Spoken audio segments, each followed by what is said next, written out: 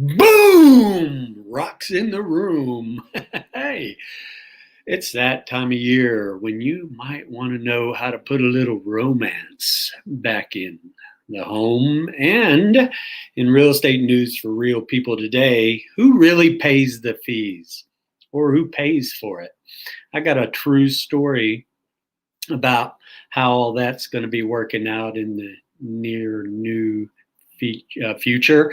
It's going to help inspire you to make a change. If you're a hot IA, a homeowner of the information age who's interested in learning more about how to maximize your profit on your greatest investment and minimize your stress in the process, if you have considered for sale by owner and just need some knowledge, tools, and confidence to succeed at that, you're in the right place. I'm Rock, Florida, and I'm a change agent, a champion of the underdog.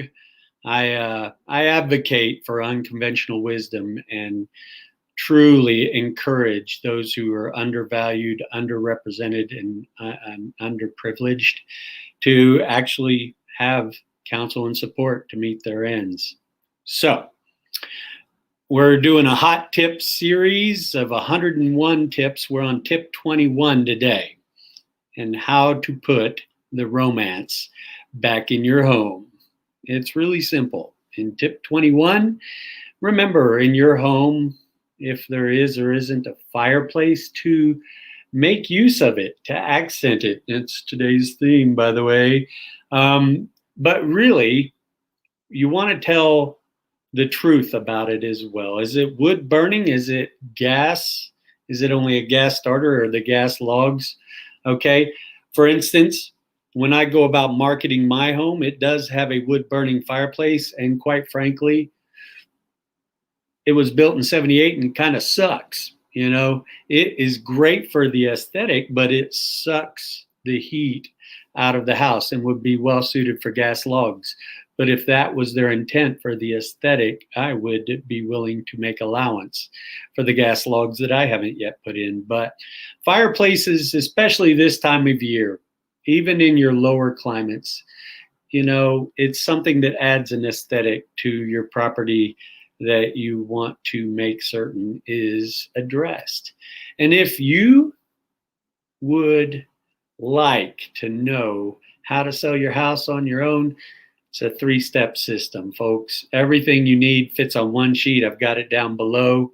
I'm even throwing in an ebook, 101 Tips How to Successfully Sell Your House on Your Own.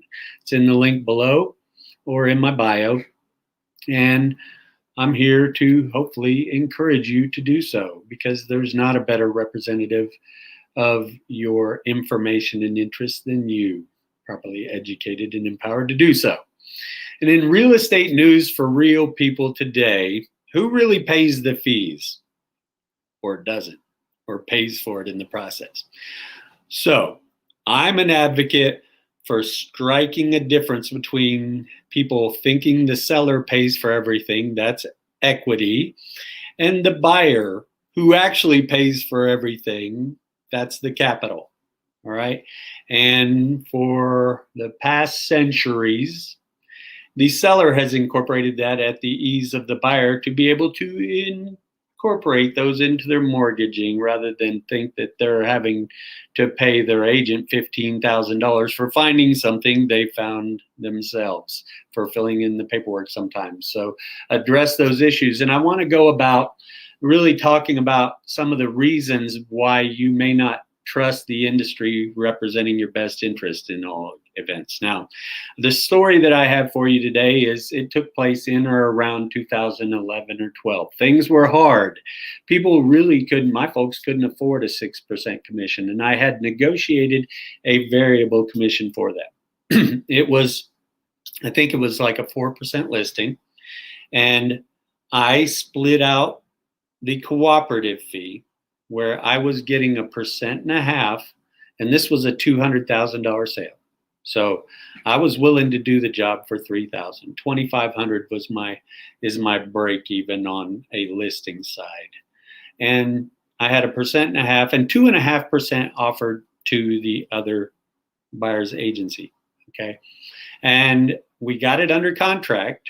Well, we got it close. No, we were negotiating back and forth, and they whittled us down to $200,000. It was marketed at something north of 200, and we finally came to the seller's bottom line and the buyer's top line, and we were $1,000 apart. Okay, so bear in mind, the buyer's agent was already going to be paid $2,000 more than me on this deal, and I had already hit my margin for being able to negotiate any further. So I turned to the other agent and I said, listen, we're 0.5% apart. $1,000 was 0.5%. So percentage, one of the reasons the real estate industry uses the term percentage rather than dollars is it doesn't hurt as much. But 0.5% doesn't sound like much until you say $1,000. But we were $1,000 apart in this deal. And I turned to the other agent and I said, well, I have given off everything that I can to make this work. I mean, I was even willing, I think I even compromised and came off another 0.25%. I can't remember all of the details. But this agent informed me that they were worth 3%. And they were just going to have to be satisfied with 2.5 and weren't coming off anymore. And that deal didn't work out, which is okay. My seller ended up doing better eventually. It took a little while. If you take your time, you always make more money. But this agent dug in their heels, wouldn't come off. We had hit the seller's bottom and the buyer's top, and all that was left were the agencies in between. And that deal died over $1,000. Now, the reason I tell you this story, who pays for the fees? Well, in this case, no one did. It didn't close, right? However, this agent, I talked to them again. It was almost a year later. And I said, hey, by the way, whatever happened with those folks on that deal on Catherine that we had? And they said, I worked with them for another 3 or 4 months. And they went around me and bought a for sale by owner. And she didn't get paid at all. So she worked all this time when she could have made $5,000, or it would have been $4,000. She would have had to come off $1,000. She would have made $4,000 to make that deal work, but she ended up working with them more to not get compensated at all. And I find that hilarious because one of the things that oftentimes comes up is you have to reestablish your value, bird in the hand or go beating more bushes. But one of the reasons I tell that story is, for sale by owners often they'll feel afraid of doing it on their own because their, agents don't show your property. Well, guess what? You may not need them to.